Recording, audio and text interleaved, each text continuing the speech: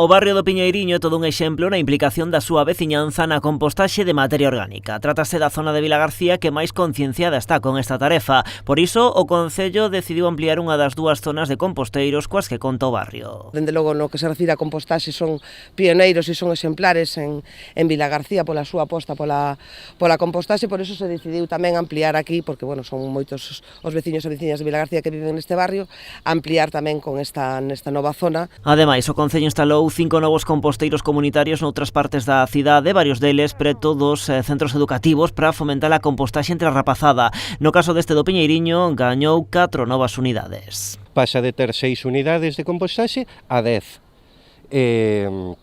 E nada, aínda ten marxen agora pois para seguir medrando e seguir pois dando este bon servizo ao barrio que, ademais de ser o mellor método medioambientalmente, porque se aforran recollidas, se aforran camións do lixo, no? E contaminación, polo tanto, tamén se produce un abono, un compost, que é o mellor fertilizante que se pode utilizar nos nosos solos. E para seguir concienciando sobre este servizo, a Asociación Veciñal Breogán vai aproveitar este domingo a celebración do Solifest para promover o seu uso. Fan un chamamento a que todos os residuos orgánicos que se xeren no festival vayan para estes colectores. É un exercicio de pedagogía tamén, porque imos prácticamente a compostar en directo.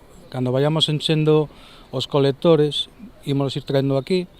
Si podemos con rapazada para que vexan que nin cheira, nin produce ningún tipo de problema, e para ir concienciando a xente. É verdad que hai moita xente que composta no barrio, pero bueno, debería haber máis ainda. Para iso, a organización porá a disposición do público que se achega ao Solifest caldeiros para compostar, así como folletos informativos.